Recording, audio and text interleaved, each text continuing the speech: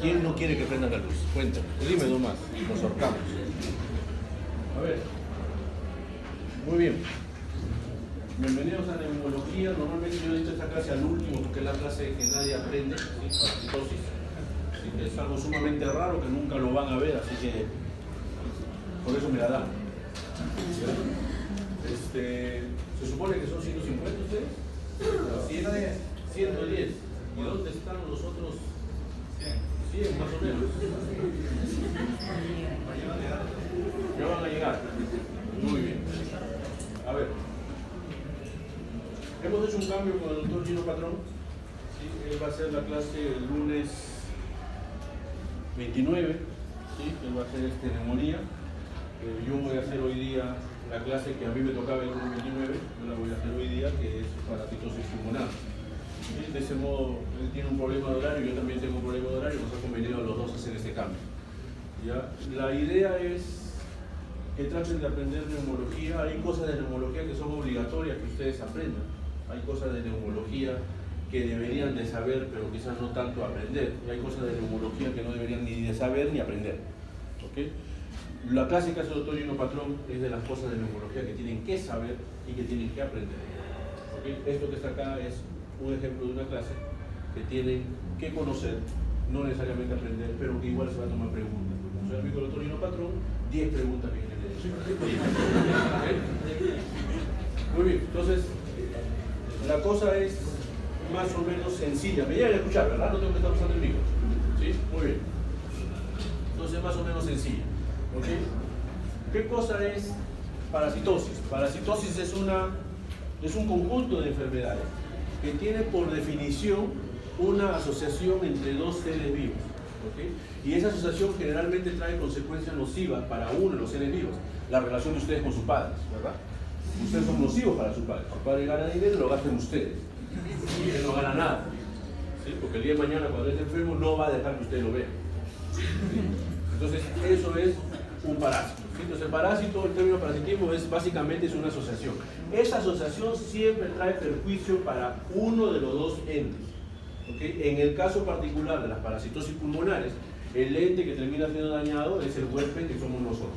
¿Okay? Nosotros somos los que sufrimos las consecuencias de la presencia de ese otro ente con el cual nos estamos asociando. La mayoría de los parásitos que van a afectar el pulmón son helmintos. Ustedes deben acordarse en su clase de parasitología que hay 3 tipos de parásitos. Los helmintos son los que van a afectar básicamente el pulmón, ¿sí? Y lo que sí tiene que quedar bien claro es que determinadas características climáticas, ¿sí? Y deficiencias higiénico-sanitarias son las responsables de que nosotros tengamos parasitosis en el Perú, o parasitosis en general, ¿sí? Es muy raro ver parasitosis aquí en Lima. Todavía tenemos, ahí les he traído uno de los parásitos que nosotros todavía tenemos aquí en Lima, pero la mayoría de parasitosis son básicamente de fuera de Lima, especialmente de zonas en donde no hay una adecuada medida higiénico-sanitaria. Básicamente, sin perjudicar a nadie, sin ser nada xenófobo ni nada por el estilo, básicamente la Sierra Norte y la Sierra Sur del Perú. ¿Sí? Ahí es donde están los problemas. Pobreza, igual malas medidas higiénico-sanitarias, igual complicaciones que ya no se deberían ver en el siglo XXI. Una de esas complicaciones, parasitosis. ¿Okay? Como les digo, la mayoría de los que afectan al pulmón son básicamente helmintos. Y esta es la división normalmente de los helmintos, se dividen en cesto, entre hemátodos y enemátodos. Y nosotros vamos a hablar básicamente de 3 parásitos, no vamos a hablar de todos. ¿Okay? Sin embargo, lo que sí tienen que saber es que para que yo haga una parasitosis pulmonar se tienen que cumplir una de estas 3 condiciones al menos. Se pueden cumplir las 3 a la vez, ¿ah? Pero por lo menos, al menos necesito una de las 3 condiciones. Primero, que van a afectar al pulmón directamente como parte de su ciclo vital. Vamos a ver un ejemplo de eso el día de hoy. Segundo, que van a afectar al pulmón tras la infección de otro órgano. Vamos a ver el día de hoy un ejemplo de eso. Y tercero, van a afectar al pulmón por invasión directa del parásito al parénquima pulmonar. ¿Okay? Y hoy día también vamos a ver un ejemplo de eso. Entonces son 3 mecanismos por los cuales los parásitos van a llegar al pulmón. Uno, como parte de su ciclo vital, que van a producir una hipersensibilidad. Segundo, como infección de otro órgano y por continuidad se va al pulmón. O tercero, porque pueden ser las tres a la vez, por invasión directa del parásito en el pulmón. ¿Sí? Entonces, más o menos uno ya está viendo que lo que estos parásitos van a hacer en el pulmón, el patrón radiográfico que van a hacer en el pulmón va a ser totalmente diferente, ¿verdad? Cuando yo estoy hablando de esto, donde voy a tener una reacción de hipersensibilidad, básicamente lo que yo voy a ver en el pulmón es un patrón intersticial, ¿sí? Tipo fibrosis pulmonar, por ejemplo. Eso es lo que voy a tener acá. Cuando hay infección a través de otro órgano, lo que se va a afectar es lo que esté más cerca al otro órgano dentro del aparato respiratorio. Generalmente lo que va a estar más cerca de otro órgano dentro del aparato respiratorio es la pleura. Entonces aquí lo que yo voy a ver más probablemente es derrame pleural. Patrón intersticial, porque es una reacción de hipersensibilidad, derrame pleural porque está atacando por infección de continuidad, y cuando afecta directamente al pulmón, el parásito se mete dentro del pulmón y va a provocar un proceso de neumonitis, lo que se va a traducir en un patrón de neumonía. ¿Sí? Entonces tengo tres posibilidades, tres diferentes patrones radiográficos, tres diferentes mecanismos como van intervenidos. Dime. Este es una reacción de hipersensibilidad, ¿ok? Que es un patrón intersticial diferente, ¿sí? Porque si ustedes alguna vez han leído, no creo que hayan visto, si alguna vez han leído un síndrome de Loeffler, lo que van a decir es que es una neumonía. Sí, el síndrome de Loeffler es una neumonía, pero lo que va a ocurrir en el síndrome de Loeffler es lo que ocurre, por ejemplo, en la neumocisis. ¿Sí? Cuando ustedes, supongo yo que van a tener clases de neumocistosis, siempre que vean un paciente con neumocistosis, lo que le van a decir es que es un patrón intersticial. ¿Sí? Esa es la etapa final del síndrome de la neumocistosis. ¿Sí? Toda neumocistosis empieza, al igual que toda fibrosis pulmonar, empieza con un problema en el alveolo. ¿Sí? Y el síndrome de Loeffler, lo que ocurre en el síndrome de Loeffler es que es una reacción de hipersensibilidad secundaria a eosinófilos. Y lo que va a ocurrir es que el eosinófilo es el que va a estar dentro del alveolo y es el que va a provocar toda la cascada inflamatoria. ¿Sí? Pues eso lo vamos a ver en un rato también. Entonces, son tres mecanismos. No quiere decir que yo pueda tener solamente uno. Yo puedo tener los tres mecanismos, pero por lo menos uno de los tres tiene que estar presente para que yo tenga parasitosis pulmonar. ¿Okay? ¿Cuáles son los síntomas que me dan las parasitosis pulmonares? Estos son todos los síntomas que yo puedo encontrar y estos son una serie de casi todos los parásitos. Los que están en rojo son aquellos parásitos en los cuales yo el día de hoy me voy a enfocar. Básicamente son tres parásitos donde me voy a enfocar: estrongiloides, ameba y equinococo y datidiosis, ¿ok? En esos tres yo me voy a enfocar. Ahora, miren ustedes que un síntoma bien frecuente cuando yo tengo parasitosis pulmonar, ¿cuál es? El que está casi en todos. Tos, ¿ok? Los que están haciendo semiología, ¿ustedes lo conocen o no? A los que están haciendo cursos de semiología, ¿lo conocen? Si no lo conocen, no se preocupen, lo jalamos ahora en Neu y el otro año lo van a conocer. ¿Sí? A toditos lo de semiología. Los que están haciendo semiología, si los conocen, por favor, no les digan lo que yo les voy a decir ahorita. Déjenlos que estudien, que aprendan y que sufran. ¿Okay? La semiología no sirve para nada. Pero no les digan, ¿eh? Déjenlos que sufran ahí, que estén ahí sufriendo con el crepitante y tantas cosas. No déjenlos que se estresen. Pero la semiología no sirve para nada. ¿Okay? Solamente 25 a 30% de lo semiológico que me han enseñado a mí es lo que yo voy a ver en un paciente, ¿verdad? ¿Sí? Que un paciente tenga soplo tubárico, que tenga soplo cavital, o que tenga crepitante, que tenga un murmullo vesicular disminuido y que tenga soplo anfórico y que tenga percusión, una submatidez, y que yo diga que es un síndrome de consolidación, eso va a ocurrir en uno de cada 4 neumonías. En las otras 3 el pulmón va a sonar a nada. ¿Sí? Ese es el cuadro. Mi paciente va a venir con tos. Yo no les estoy diciendo que todos los que tosan busquen parasitosis, ¿eh? Eso yo no les estoy diciendo. Lo que les estoy diciendo es que los síntomas son tan inespecíficos que no nos van a ayudar. ¿Okay? Lamentablemente yo tengo que pensar en esas enfermedades. Tengo que pensar. Los que están en el Hospital 2 de Mayo, hay un cursillo que vamos a hacer, no sé si lo harán en todas las demás sedes, pero hay un cursillo que van a hacer que se llama tromboembolismo pulmonar. Ese lo hacen conmigo. ¿Sí? Y es mi sugerencia. ¿Por qué? Porque con ese cursillo, con ese tema que vamos a tocar, tromboembolismo pulmonar, es la demostración clara de que la clínica no sirve para nada. Porque los pacientes con tromboembolismo pulmonar lo único que hacen es tos, fiebre y hemoptisis. Y ustedes van a ver, no sé cuándo, supongo que en el transcurso de esta semana, una clase de una enfermedad que se llama tuberculosis, en donde le van a decir que los síntomas más frecuentes son tos, fiebre y hemoptisis. Y no todo el mundo tiene tuberculosis, sino todo el mundo tiene tromboembolismo pulmonar. Entonces, tos es un síntoma sumamente infrecuente. Es más, yo tengo un paciente que tiene tos, que tiene sibilantes y que le falta el aire. ¿Qué cosa es lo que tengo que pensar? ¿Qué condensación? Por Dios, sibilantes y condensación. Yo sé que no sirve para nada porque se sirve para el examen, pues. Asma, es un síndrome bronquial, ¿verdad? Asma. Yo no les estoy diciendo que digan ascariosis, ¿sabes? O sea, está sibilando. Ah, doctor, no es asma, es una ascariosis. Vamos a darle albendazol. No, yo no estoy diciendo eso. ¿Okay? Pero esto que está acá es algo que ustedes tienen que tener siempre como una opción de diagnóstico. Por eso me encanta hacer examen de este tema. ¿Por qué? Porque les puedo preguntar de cualquier cosa y tienen que ver a ver si llegan al diagnóstico. Empecemos con el primer parásito. El primer parásito es la ameba. ¿Okay? Les dije que vamos a tocar 3. El primero es la ameba. La ameba es un parásito que yo lo voy a ingerir de agua y de alimentos. Básicamente lo que yo voy a ingerir son trofozoitos, perdón, son quistes, y esos quistes se van a romper y van a liberar el trofozoito por culpa del cubo gástrico. Automáticamente se van a localizar en el intestino, las amebas, y en el intestino se van a alimentar. Estos parásitos se alimentan de bacterias, de eritrocitos, de algunos anaerobios, eso es lo que van a ver aquí en la alimentación. Se van a multiplicar y si yo tengo un buen mecanismo de defensa, lo que voy a hacer es lo voy a eliminar con las heces y voy a continuar con el ciclo. ¿Okay? Eso es lo que va a ocurrir normalmente cuando yo tengo una amebiasis. Eso es lo normal. ¿Sí? ¿Cuál es el problema de este? Bueno, la vía de transmisión es oral. ¿Y cuál es el problema? 2. 1, que la transmisión es de persona a persona. ¿Okay? Y 2, que el hombre actúa como un reservorio. ¿Sí? Nosotros no somos un huésped definitivo. Nosotros somos un reservorio de estos parásitos. Si hay ameba todavía en el mundo es porque todavía existimos nosotros. El día que nosotros dejamos de existir, las amebas lo más probable es que dejen de existir. Esa es la asociación entre dos seres.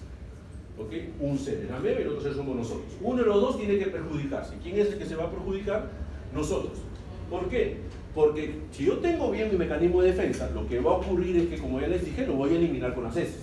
El problema es si yo no tengo bien mi mecanismo de defensa. Lo que va a ocurrir es que la ameba se va a ir por fuera del intestino, atravesando las paredes del intestino, y voy a tener amebiasis en cada una de estas partes que estamos leyendo. La más frecuente, la más común, la que siempre van a ustedes conocer es esta que está acá, que es la amebiasis hepática. ¿Sí? Y es por culpa de esta amebiasis hepática es que yo voy a tener mi amebiasis pleuroparenquimal. ¿Okay? Y eso lo voy a tener mediante 2 mecanismos. Primer mecanismo es porque va a haber una ruptura de un absceso hepático que está en negritas, lejos del mecanismo más frecuente, por eso está en negritas. O una segunda posibilidad es que voy a tener una invasión directa desde el intestino. Como les dije, los mecanismos por los cuales yo voy a tener parasitosis son 3. Aquí por lo menos 2 de 3 se están cumpliendo. ¿Sí? O va a ser por la ruptura de un órgano de continuidad, que va a ser el hígado, o va a ser por invasión directa. ¿Sí? Así como yo voy a tener la amebiasis pleuroparenquimal. ¿Qué cosa es lo que va a ocurrir? Lo que va a ocurrir es que lo más frecuente es que haya una ruptura del absceso hepático. Este absceso hepático se va a extender a través del diafragma y va a producir dolor, y esto va a inflamar la pleura. Y el paciente va a empezar con el gran problema, con el gran síntoma que va a tener. ¿Cuál va a ser el gran síntoma? Tos. Cuando yo tengo una tos persistente no productiva, en otras palabras, una tos seca, mi problema no es bronquial, el problema es de afuera. En este caso es un problema de pleura. Este absceso se puede romper o se puede abrir, ya sea hacia un bronquio o ya sea hacia la pleura, o ya sea por vía hematógena y va a ir a otros lados. Pero básicamente son 2 posibilidades que yo tengo desde el punto de vista del pulmón. O se va a la pleura, algo está pasando por ahí, o se va por el bronquio. Se va por el bronquio, a la hora que yo toso voy a botar un material medio rojizo como una hemoptisis, ¿sí? Lo que van a pensar. Pero si se va a la pleura, que es lo más frecuente, lo que está acá, viene el gran problema o el gran cuadro clínico de la amebiasis. ¿Cuál es el gran cuadro clínico de la amebiasis? Básicamente esto de aquí, que es un derrame pleural. ¿Sí? La amebiasis me va a dar un derrame que puede ser estéril. ¿Okay? Si es estéril, significa que ese quiste no se ha roto, simplemente está produciendo inflamación pleural. Puede ser un derrame con parásitos, ¿sí? Si es que se rompe el absceso hacia el espacio pleural. ¿Sí? ¿Han olido alguna vez una amebiasis? ¿Nunca? Pues bien, ahora se van a ir al desagüe, lo van a abrir y van a tomar aire. ¿Ok? Eso es como huele una mebiasis.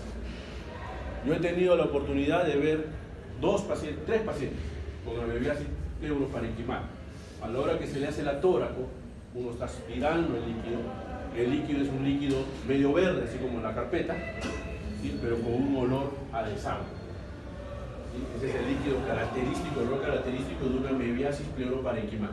El otro problema, porque le dije son dos, ¿verdad? Uno que se vaya a la pleura y el otro que se vaya al bronquio. Es una fístula hepatobronquial. Entonces el paciente empieza a tener tos productiva.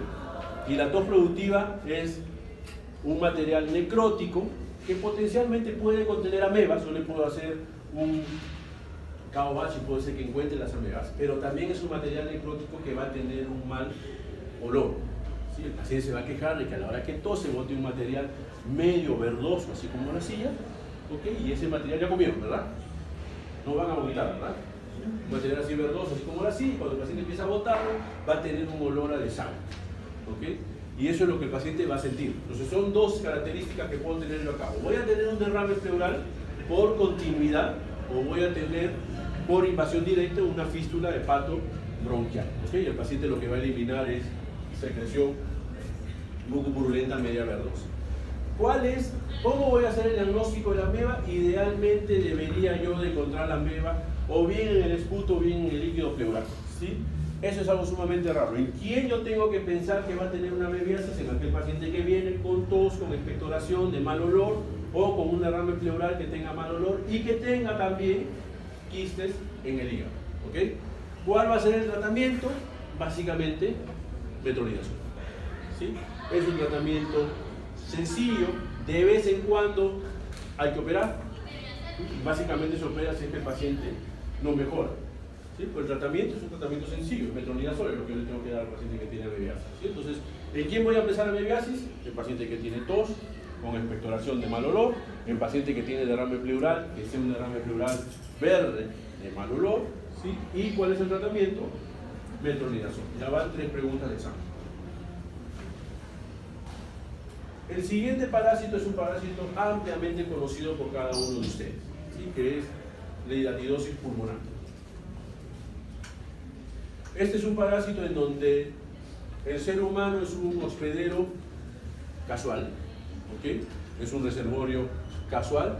El culpable de todo es el amigo perrito, ¿sí? El amigo perrito disemina el parásito a través de las heces, básicamente con los hospederos intermedios, ¿sí? Que es el ganado.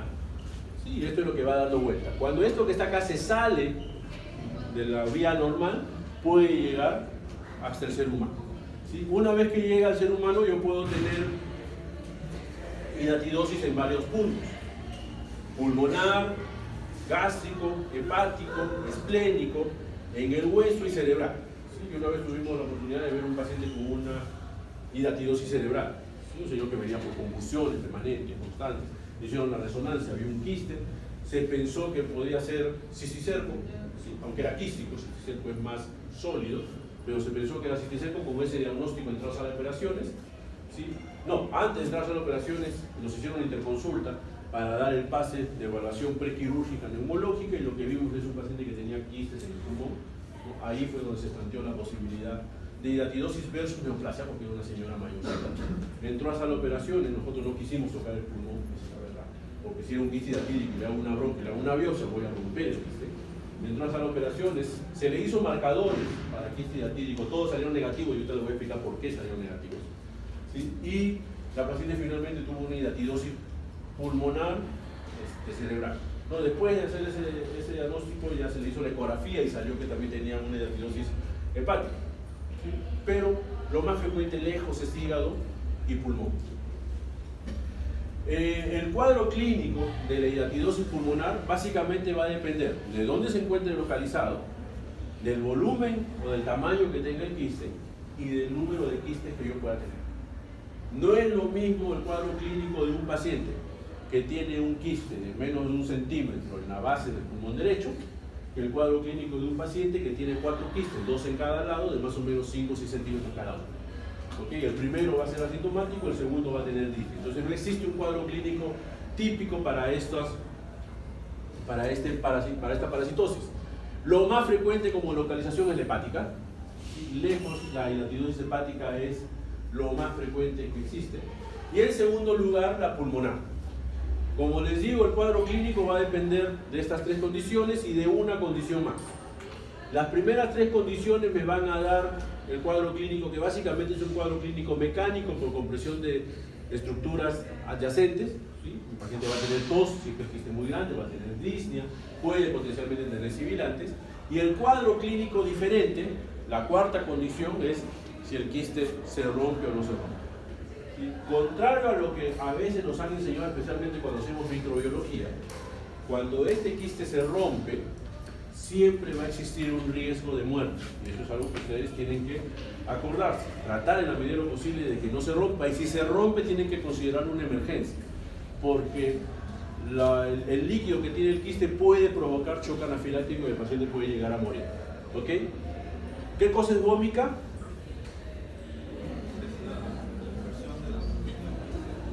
La expulsión del contenido del quiste atípico. Muy bien. ¿Qué pasa si te digo que eso no es? ¿Qué cosa es vómica? Te voy avisando, eso no es. Eso es lo que nos han dicho, ¿verdad? ¿Sí? ¿Qué cosa es vómica? Los libros dicen otra cosa. Eso le pasa a usted por hacerle caso al profesor y no leer. ¿Qué cosa es vómica? Voy a preguntar diferente. ¿Qué cosa es broncorrea?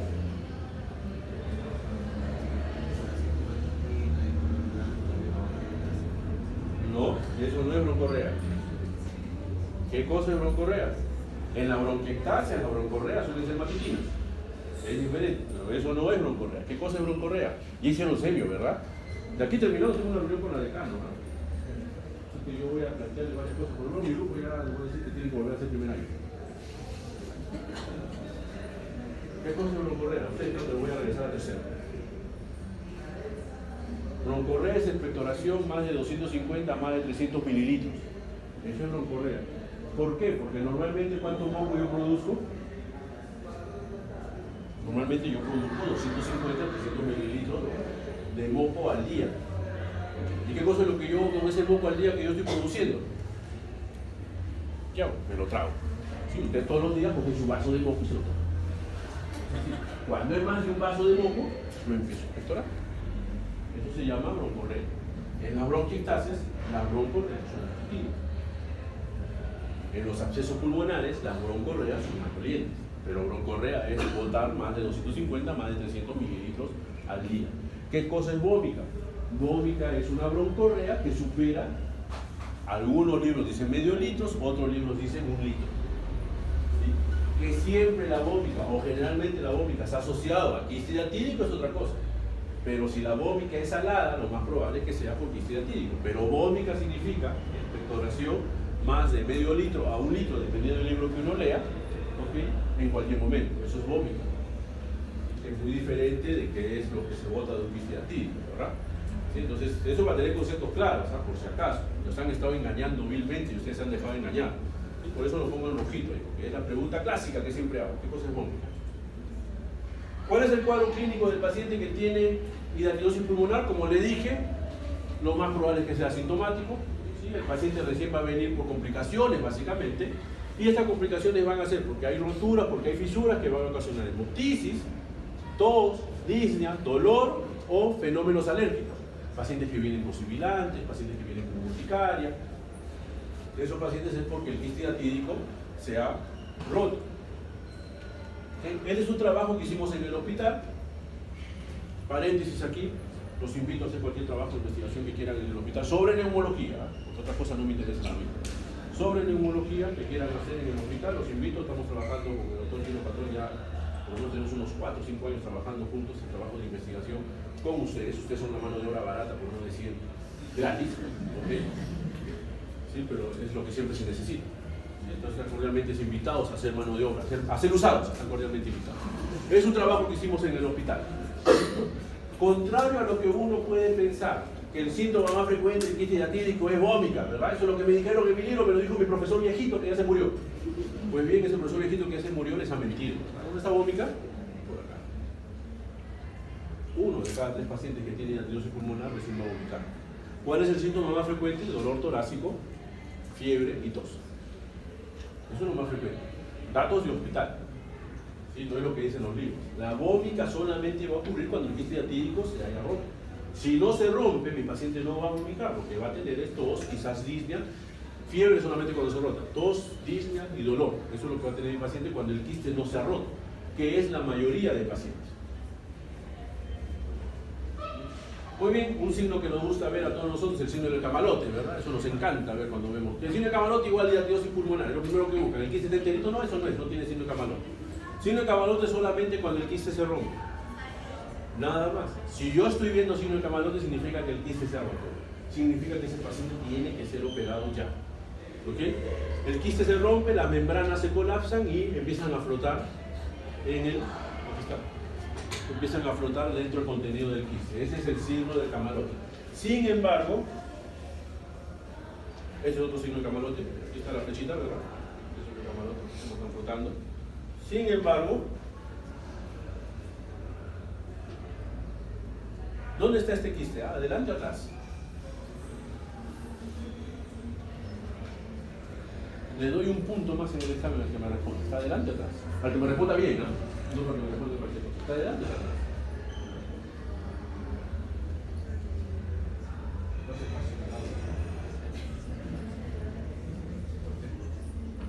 Ya sabe que obviamente después que me responda voy a preguntar por qué, ¿verdad? Por eso está calladito, nadie me dice nada. ¿Veo la silueta cardíaca? Sí. ¿Se ve bien la silueta cardíaca? Sí, se ve. Por lo tanto, si veo la silueta cardíaca, ¿el quiste está adelante o está atrás? Atrás. Si el quiste estuviera adelante, la silueta se borraría. ¿Ok? Este quiste que está acá, está atrás. ¿Sí? Bueno, no hay punto para nadie, yo les he ayudado, es punto para mí. Esa es la placa lateral, ¿verdad? ¿Dónde está el quiste? Atrás. Esta es la columna, este es el quiste, este es el corazón. ¿Ok? Claro, ahora uno se mata tomando tomografía, ¿verdad? Tomografía chévere, la tomografía, ahí se ve todo. Hay que aprender a ver placas, ¿sabes? Hay que aprender a ver placas. No soy tan viejo, pero hay que aprender a ver placas. Yo aprendí con placas. Cuando yo hice la residencia, tomografía era imposible tomar. Y para hacer tomografía cuando era interno era de ir a enamorar a las viejas que son asistencias sociales. ¿Sí? Pero a ustedes les gusta tomografía, ¿verdad? Esta es la tomografía. Muy bien, ¿qué ven? Un quiste diatídico. ¡Qué capacidad! ¿Sí? ¿Sí? Hay una lesión quística. Hay dos lesiones quísticas. ¿Sí? Son lesiones quísticas lo que están viendo ustedes ahí. ¿El hígado tiene quistes? No. ¿Sí? A ver, pasa, a ver, señor. Pasa, señor. Modela, para que todos te vean. Señala, ¿dónde está el quiste? El hígado, ¿ah? Pobre, que me señales otra cosa.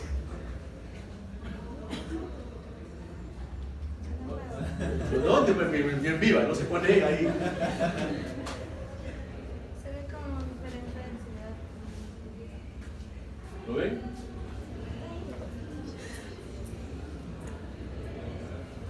Siéntate, sí, hay diferentes densidades, sí se ven. Hay varios quistecitos ahí. ¿Ok? Vale, no solamente hay uno, hay varios, hay un montón. Dime. ¿Cómo puedes diferenciar que son dos quistes y no uno de la otra? Tú tienes este shock.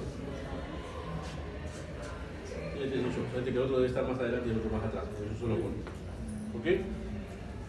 Eso es lo normal. Yo normalmente voy a ver este quiste. No esperen esperar a ver el signo de camalote. El signo de camalote es cuando el quiste se rompe. ¿Y cuál es el problema de ver los quistes así y no ver el signo de camalote? El problema es este. ¿Sí? A todos nosotros nos han enseñado Western blot, arco quinto, inmunodifusión, ¿verdad? Para la diatidosis pulmonar. El problema es que si el líquido es el culpable de que yo tenga respuesta inflamatoria tipo alérgica, ¿okay? Tipo 4, retardado.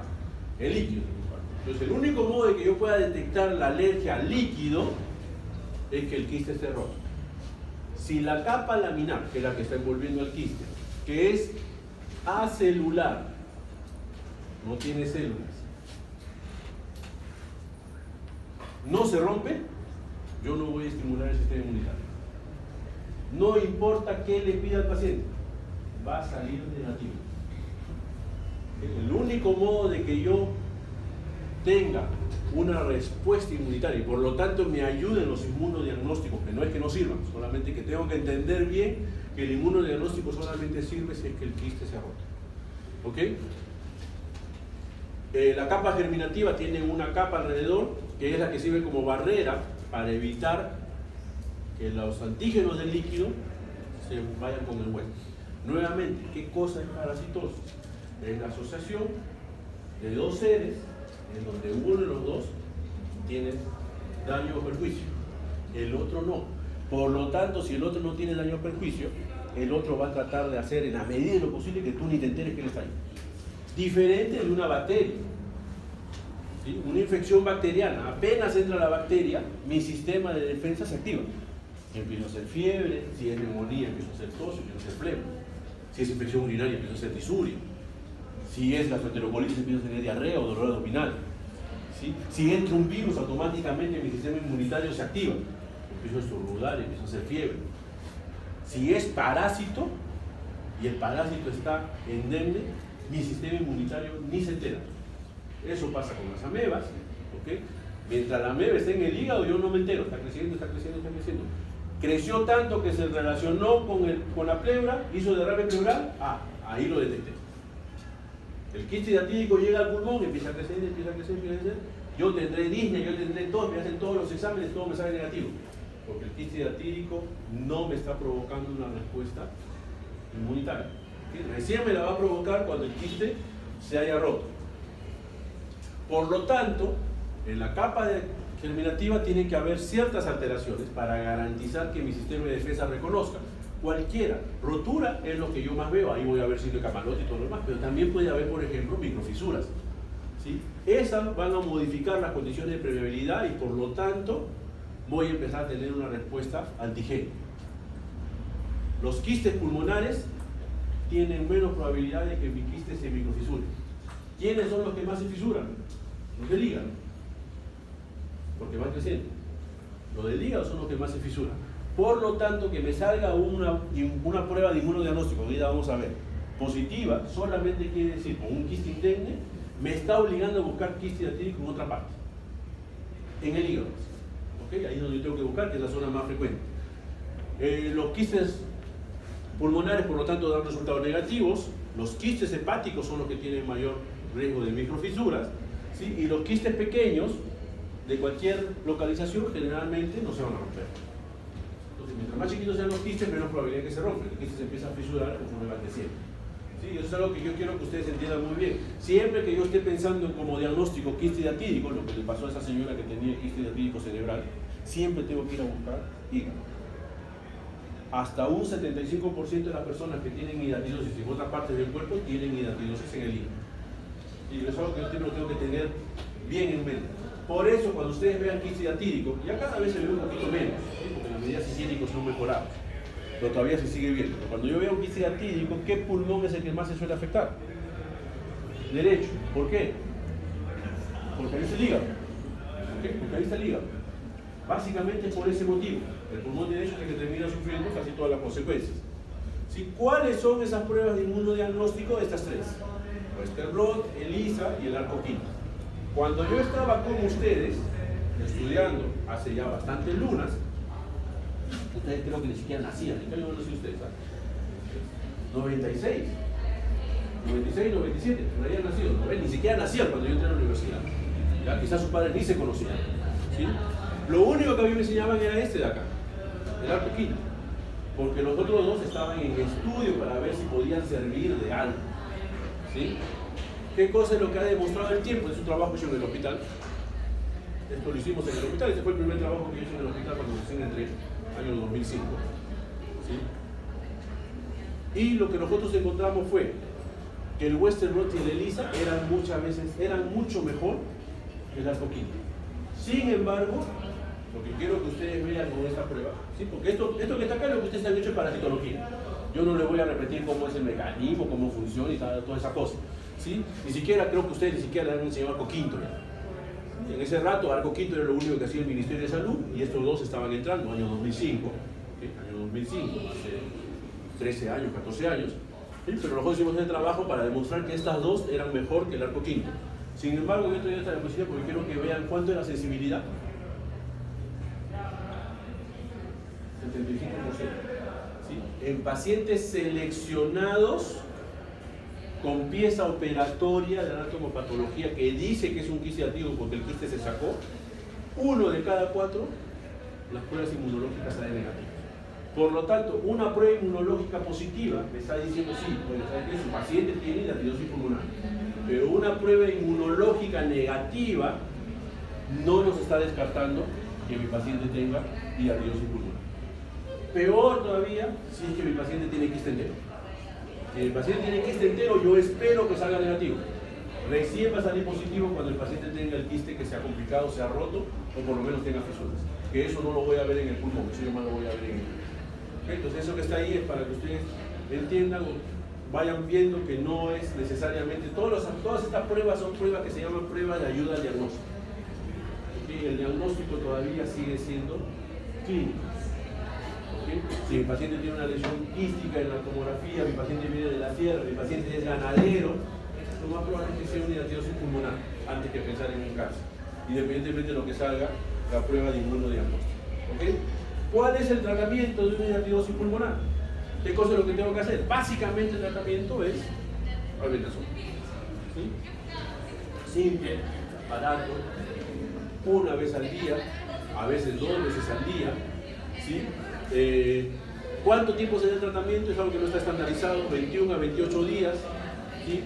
Varios ciclos, se puede repetir hasta 3 o hasta 6 ciclos. Es necesario controlar la función hepática y lo ideal es desaparecer el quiste. No dice ahí que el tratamiento es quirúrgico. Eso no dice. Dice que el tratamiento es fármaco, albendazol. ¿Cuándo se opera un quiste? Un quiste se opera si es que el quiste está complicado, es decir, se ha roto, tiene fisuras, o si es que yo tengo múltiples quistes, uno grande y pequeños en el hígado. Ahí tengo que entrar a cirugía. Si es que solamente es un único quiste y está entero y mide menos de 5 centímetros, bastante común, tratamiento bioral suficiente, con control cada 6 meses con radiografía. Si después de 6 meses el quiste no ha disminuido de tamaño, entra en cirugía. Pero lo ideal es eso, esa albendazol. ¿Cuál es el problema? Que la mayoría de los quistes van a venir rotos, porque recién cuando se rompe me van a dar clínica y los pacientes van a un hospital cuando están con alguna molestia, ¿okay? No van para hacer su chequeo. ¿Sí? 2 parásitos hasta ahorita. ¿Tienen alguna pregunta hasta ahorita? Sencillo, ¿verdad? Parasitosis. Sencilla la neumología, facilita la neumología. ¿Sí? Si no, yo hubiera hecho esta especialidad, es más fácil. No hay especialidad más fácil que la neumología, facilísimo.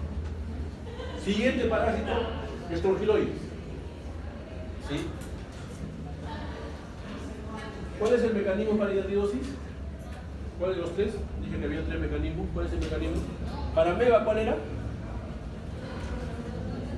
Para ameba, por continuidad y por contaminación directa. Para hidratidosis, continuidad. ¿Cómo llega el quiste actívico al pulmón? Llega del hígado que atraviesa el diafragma, hace un taladro ahí para atravesar el diafragma para llegar al hígado. ¿Cómo? ¿Sí? Sí, todavía me dice, sí, imposible, ¿cómo el quiste actívico tiene taladro? ¿Cómo llega el quiste actívico al pulmón? Ajá, qué buena pregunta. Vía un punto más. Ya perdieron un punto, mira, yo regaló un día. Vía hematógena, no. Vía hematógena, mira, más fácil es que llegue al cerebro y al corazón, no se que al pulmón. ¿Cómo llega? ¿Quién es mi grupo, por favor? Levanten la mano. A ti sí te conozco y a ti sí te conozco. ¿Dónde están las 3 niñas que no tienen la suerte de conseguir?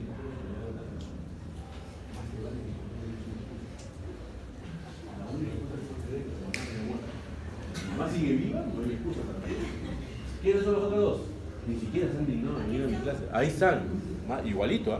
Nada de que la regla, que perdí al hijo, no, nada, eso que está ahí yo no creo en esa cosa. ¿Okay? ¿Está bien? Para mañana, mecanismo como yo dijiste a ti con el pulmón. Para mañana. No me responden y yo voy a averiguar si te rebota, porque soy el segundo piso, a ver si interesa. ¿Sí? Y lo hago, ¿ah? Yo lo hago. ¿Ok? ¿Quién va a ser mi grupo para la otra semana? ¿Quiénes son los otros 5? Que van a ser los 5 incautos. ¿Nadie sabe quién va a ser mi grupo? ¿Para después? ¿Todavía no saben? Ya yo me voy a enterar mañana, pero lo voy a buscar mañana. Para que me respondan. Los que son mi grupo de la otra semana me van a responder también. ¿Ah? ¿Cómo se transmite el quiste diatídico al pulmón? No es hematógena, tampoco es por continuidad. Sí, es invasión directa. La pregunta es cómo llegas al pulmón. Es invasión directa. Sí, para que lo revisen. ¿Ah? Sí, a ver, eso es, exacto, eso es. ¿Ok? Siguiente, estrongiloide. ¿Ok? Estrongiloide es el último parásito que vamos a revisar. 3 sí vamos a revisar. ¿Sí? He revisado ameba porque es algo que potencialmente van a ver si es que se van al norte de Perú. He revisado quiste diatídico porque el quiste diatídico es algo que van a ver aún estando en Lima. Y vamos a revisar este otro, que es algo que es sumamente, últimamente se está volviendo frecuente por culpa del VIH. ¿Ok? Que es estrongiloideasis pulmonar. ¿Cuál es la clínica? Una clínica que no sirve para nada, tos, expectoración y fiebre, no me dice nada. Quiste diatídico hizo tos, expectoración y fiebre. Ameba hace tos, expectoración, fiebre. Ese de aquí hace tos, expectoración, fiebre. No me ayuda en nada. Pero esto que está acá sí es lo importante. Porque yo tengo un paciente que tiene algún grado de inmunodeficiencia. Básicamente 2 que son las que están asociadas con estrongiloides. VIH y, ¿cuál es la otra? Que es otro retrovirus. HTLV1. ¿Okay? Son los 2 que están bien asociados a estrongiloides. Básicamente aquí voy a tener este cuadro clínico, disnea, hemoptisis, dolor torácico y esto que está acá, que es el síndrome de hiperinfección, que también lo vamos a ver en un rato. ¿Sí? Las manifestaciones van a ser consecuencia de 2 cosas.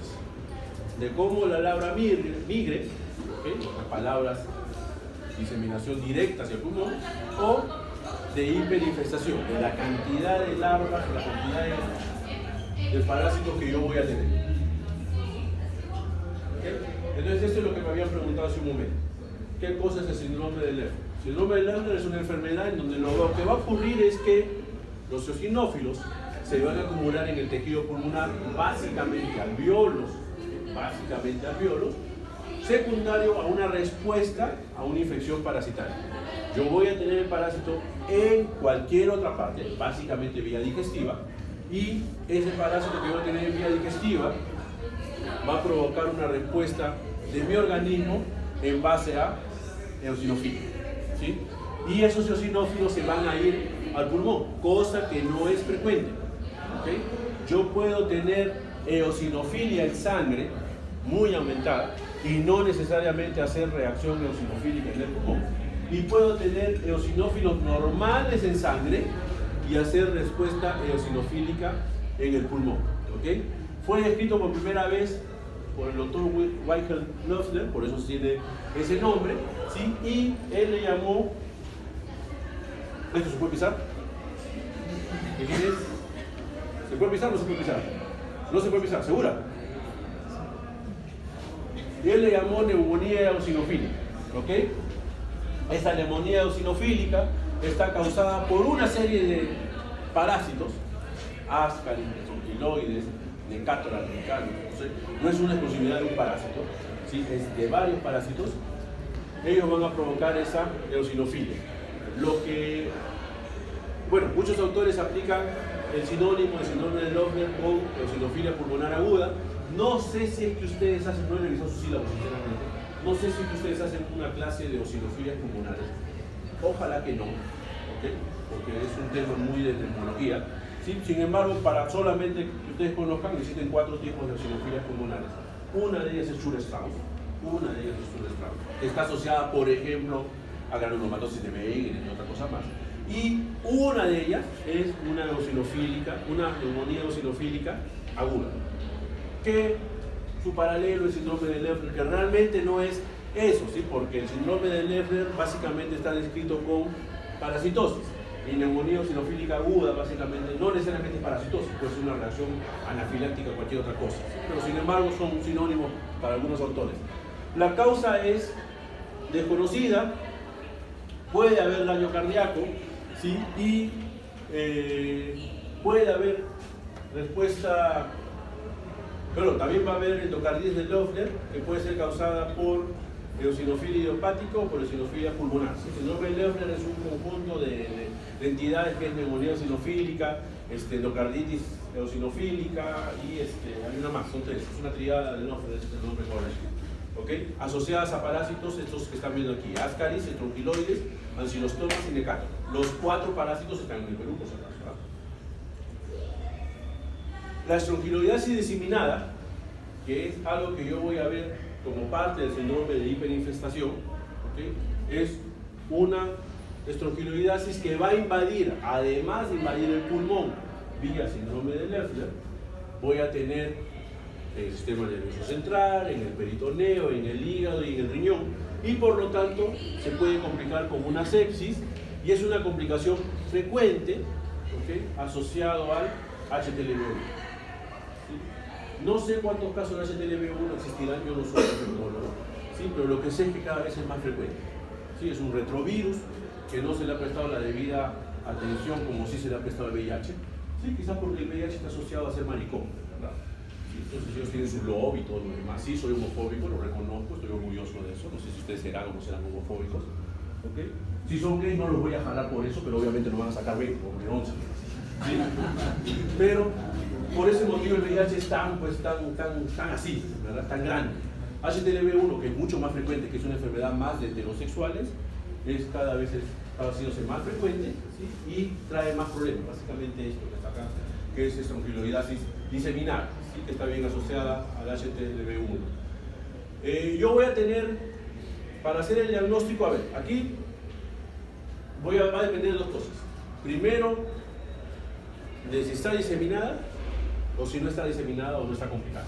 ¿Okay? Si está diseminada la estronquiloidasis, yo puedo pedir larvas, que me busquen las larvas filariformes en cualquier secreción.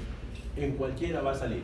Heces, esputo, lavado bronquialveolar, drenaje quirúrgico, hasta orina, cuando está diseminada. ¿Sí?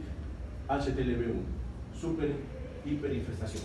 ¿Okay? Ahí el paciente va a salir hasta la lágrima, le salen las larvas filariformes. ¿Okay?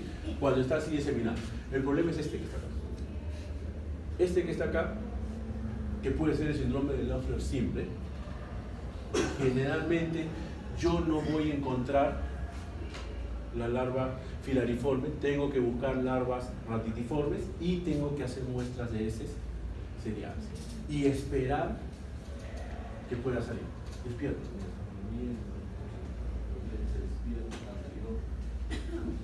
¿Ya? ¿Seguro? ¿Te traen un cafecito? Una gaseosita quizás, porque tengo calor con la pizza. ¿Sí? Una galletita, chocolate. ¿No? ¿No quieres seguro? Una caseta. Siempre. Obvio. No sé por qué tienes que desparramar. Solo se desparraman los parasitados. No te desparraman. ¿Ok? Muy bien, entonces. ¿Estás chatando conmigo? Entonces, ¿por qué pensas que bueno? ¿Estabas viendo? ¿Qué estabas viendo? Ya me entró la curiosidad. ¿Qué estabas viendo? Ah, ¿tienes algunos eventos más importantes que la clase que estoy haciendo? Ah, para otros días. O sea, ahorita estás planeando. Esta clase también ya lo habías planeado en tu agenda. Sí, también. Ok, entonces, tengo que hacer examen de heces serial, ¿ok? No es fácil hallar el diagnóstico, especialmente cuando lo único que tengo es síndrome de Loeffler en estronquiloides, ¿sí? Cuando tengo diseminada HTLV1, es algo que sí van a ver. Me parece que ahorita hasta el mes pasado había un paciente en la sala de infectología, que está justo debajo de neumología en el hospital, había un paciente con estronquiloides diseminada. ¿Sí? El señor hablaba y salía la larva filariforme. ¿Sí? Un montón de estronquiloides por todo el Perú tenía HTLV1. El señor, pues no sé si seguirá, no sé si ya se habrá muerto, porque el pronóstico es muy malo en este grupo de pacientes. ¿Okay? ¿Qué cosa es lo que tengo que hacer? En los que son asintomáticos, si es que se sobreinfecta y no le doy tratamiento, se muere. ¿Sí? Es algo que ya está bien claro. ¿Qué cosa es lo que tengo que dar para tratamiento? Ivermectina. 2 días. Algo sencillo, más o menos baratito la ivermectina. ¿Sí? Un par de días, suficiente. No tengo ivermectina, no hay ivermectina en el mercado, albendazol. ¿Cuánto tiempo? 3 días. ¿Sí? Básicamente para este grupo de acá, para los pacientes que no están diseminados. Dime. Doctor, en el caso de la enfermedad diseminada de hiperinfiltración, ¿es totalmente efectivo el tratamiento de ivermectina? Esa es una muy buena pregunta. El tratamiento es ivermectina. La pregunta no es si es efectivo. La pregunta es cuánto tiempo tengo que dar ivermectina. ¿Ya? Y esa es una muy buena pregunta. Cuando yo estaba con ustedes, la respuesta es de por vida. Era de por vida. Hoy por hoy la respuesta ¿cuál es? Hasta que yo erradique. ¿Cuánto tiempo me voy a demorar en erradicar? Eso hay que preguntarle en un tutor. ¿Sí? A veces es más fácil que el paciente se muera, a que yo erradique el estreptococcus. ¿Sí? Porque sí, esa es una muy buena pregunta y justamente es lo que yo iba a llegar ahorita. ¿Sí? El tratamiento aparentemente sencillo aquí. ¿Sí? El problema son estos. ¿Sí? ¿Cuál es el problema en estos? Que ninguno, a ver, ¿cuántos de ustedes han hecho examen para descartar VIH? Levanten la mano. Mujer y un solo hombre que vamos a dejarlo ahí, ¿verdad? Pura mujer. ¿No? No voy a preguntar por qué se han hecho el descarte para VIH, ¿ya? ¿Okay? Pero básicamente ni siquiera el 10%. Los demás no se han hecho descarte de VIH. ¿Cuántos de ustedes han hecho descarte para HTLV1? Nadie, ¿verdad? ¿Cuántos de ustedes le piden un descarte de VIH a su pareja antes de tener relaciones? ¿Sabes que hoy día toca relaciones? Tu vota para buscar VIH. Ninguno, ¿verdad? ¿Cuántos de ustedes buscan HTLV1? Ninguno. Es más, vamos a preguntar diferente, ¿ya? ¿Cuántos de ustedes han puesto vacuna contra hepatitis B? Ya, voy a preguntar diferente, ya bajen su mano, por favor. ¿Cuántos de ustedes no tienen vacuna contra hepatitis B? ¿Sí? Hay un grupo que no tiene ninguna vacuna contra hepatitis B. Siendo personal de salud, ¿eh? Yo el día de mañana salgo, tengo relaciones con alguien que conocí en la calle, me infecté y después voy y le digo a mi papá, no, me contagié porque está suturando. ¿Verdad? Sí, pero ninguno se ha buscado, se ha vacunado, o sea, no todos tienen vacuna contra hepatitis B, no todos se han descartado VIH, mucho menos han descartado HTLV1, y ustedes son personal de salud, ¿verdad? Dices el personal de salud no solamente el que trabaja ya en un hospital y es nombrado y tiene algunas cargas, como yo. Personal de salud incluye a estudiantes de medicina. Ustedes son personal de salud. Ustedes no saben cuándo el día de mañana van a estar caminando por la calle y va a venir un paciente loco y le va a decidir morderle su dedo y va a tener ese paciente VIH, TLV1, hepatitis B. Si ustedes no saben. Sí, porque de pacientes locos hay un montón. ¿Verdad? Hoy día que estamos pasando la visita, los dos chicos no me van a dejar mentir, pero un paciente decía que había visto caminando gente y que olía marihuana, ¿verdad? No, así decía el paciente, ¿sí o no? Yo no estoy inventando. ¿Sí? Porque los pacientes... O sea, hay pacientes y pacientes, no te vayas, pues ya. Yo no voy a decir que tú levantaste la mano para lo del VIH, no te preocupes. ¿Okay? Muy bien, entonces, el problema es este, ¿sí? Que no buscamos. Y cuando ya llegan los pacientes, ya llegan muy tarde. Ese es el problema. Sí, en el hospital hicimos un trabajo, no lo hemos preparado, tenemos la base de datos, no lo hemos preparado todavía para publicar, pero quisimos saber los pacientes que llegan al hospital por neumocistis, que es una infección que les da básicamente, es una neumonía por neumocistis, que no sé qué cosa es el parásito, eso casi no tiene que cambian de sitio, ¿sí? Pero de todos los pacientes que tienen VIH que entran al hospital por neumocistis, ¿cuántos tienen el diagnóstico de VIH previo? Y resulta que ni siquiera llegaba al 10%. En otras palabras, la mayoría de pacientes que llegan al hospital que tienen neumocistis o neumocistosis, en ese mismo momento se le está haciendo el diagnóstico de VIH. Sí, a la par. Se le diagnostica neumocistosis y se le diagnostica VIH. A la par. ¿Sí? En más del 90%. Es un montón. ¿Sí? Porque la gente sabe. ¿Sí? Porque algo que yo he aprendido es cuando yo estoy delante de un paciente y le digo, te voy a hacer la prueba de ELISA. Si el paciente empieza a cuestionar mucho, ¿ok? Porque quizás es. Pero si el paciente no te cuestiona nada, porque también quizás es. ¿Sí? Solamente si el paciente dice, bueno doctor, pero usted cree que es necesario, ese quizás no tenga ni idea y lo más probable es que salga negativo. Entonces el paciente dice, ya tómeme, porque me ha costado con todas las alumnas de la Facultad de Medicina de la Universidad de Carlos Palma, ¿no? Entonces, ¿sabe qué? Posiblemente tenga VIH. Bueno, el paciente, no, ¿cómo se atreve usted? Yo no voy a tener VIH, jamás. Yo solo salgo con alumnos de la Facultad de Medicina de la Universidad de Carlos Palma. ¿Verdad? Entonces, eso es algo que uno va aprendiendo con el tiempo. Entonces, esto que está acá hay que buscarlo. ¿Cuánto tiempo tengo que dar tratamiento? Es una muy buena pregunta. ¿Sí? Dice hasta que se radique. ¿Cuánto tiempo se demorará en erradicar? Cuando yo estaba con ustedes, les digo, la respuesta era de por vida. Claro, otros tiempos. En ese rato no había targas. ¿Sí? Yo estudié medicina, yo entré a la universidad en el año 93. Cuando yo estaba con ustedes haciendo neumología no existía targa. Sí, el VIH era algo que estaba empezando a aparecer en el Perú. El primer caso de VIH en el Perú se reportó en el año 95. ¿Sí? Yo entré a la universidad en el año 93. Yo hice neumología en el año 95, 96 y infectos en el año 96. ¿Sí? Entonces, recién estaban apareciendo los primeros casos de VIH. Lo usual era que alguien que tenía VIH, era mejor tener cáncer que tener VIH en ese rato. Por lo que sea, los pacientes con cáncer tenían 50% de probabilidad de vivir, los pacientes con VIH todos se morían. ¿Sí? Otras épocas. Ahora es diferente. Ahora existe targa, existe un montón de cosas. Targa se llama, ¿no? Ahora se llama terapia antirretroviral. ¿Sí? Entonces, eso hace la diferencia. ¿Sí? El tiempo no sé. Dime.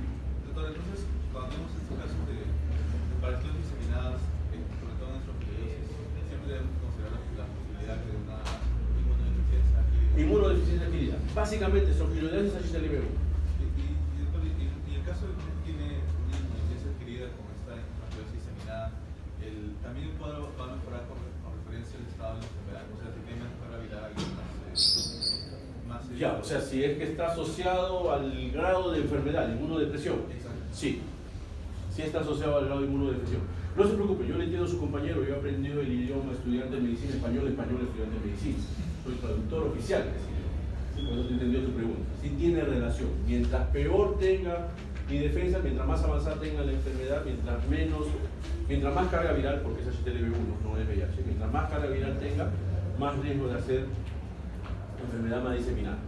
¿Sí? Con el VIH no se asocia mucho, también se asocia, pero no hay tantos casos como con HTLV1. ¿Sí? Y van a ver, por lo menos en el hospital donde yo trabajo, que es el 2 de mayo, por lo menos escuchamos de un caso de estronquiloides diseminados al año. Uno al año. ¿No? Claro, es poco, no se puede hacer un trabajo de eso, no tenemos una casuística, 50 pacientes, pero aún así si ustedes preguntan en Estados Unidos, allá verán pues uno cada 3, cada 4 años. ¿De qué parte del país viene, doctor? No, es que el estroquiloide es cosmopolita. El estroquiloide está en todas las partes. El estroquiloide depende del agua. Está en todas partes el estroquiloide. Entonces no hay un sitio especial. El HTLV1 sí. El HTLV1 más son de la selva, costa norte, y básicamente son dos sitios. Costa norte y selva. ¿Sí? Ustedes se van a Iquitos, se van a Piura, ¿sí? Ahí tengan cuidado con lo que vayan a hacer en las discotecas y todas esas cosas. ¿Ok? Muy bien, jóvenes. No sé si tienen alguna pregunta, no sé si han entendido. ¿Sí? Normalmente cuando voy a hago esa clase casi siempre al último, aprovechamos para hacer un repaso de toda la neumología. Pero ahora como yo he empezado ya me ahorro todo el cansancio, me gasto menos saliva. ¿Sí? Espero que les guste el curso. Los que hacen conmigo en el hospital yo sí los hago pensar bastante. Porque ya les dieron el caso clínico del jueves. Ya les repartió el doctor Carrasco el caso clínico del jueves, ¿sí? Con las preguntas, ¿verdad? Muy bien, resuelven las preguntas por grupo, por favor.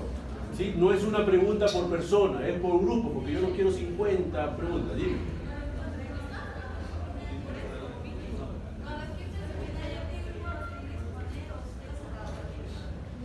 En el hospital, ¿el seminario de cuándo? ¿Del jueves? No, es a la salsa. El que esté más dormido, el que esté más con los ojos cerrados, el que tenga cara de aburrido, a ese lo saco. ¿Sí? La nota de uno es la nota de todos. Así que todos tienen que leer. Porque solamente para lo del sábado, los que le van a pasar historia clínica son mi grupo. ¿Sí? Mi grupo le va a pasar historia clínica, disculpen los que son de otra serie, porque estoy aprovechando una vez para hacer un pequeño lobby. ¿Sí? Los que son de mi grupo les van a pasar historia clínica, ya les designé el paciente hoy día, ¿okay? Y todo lo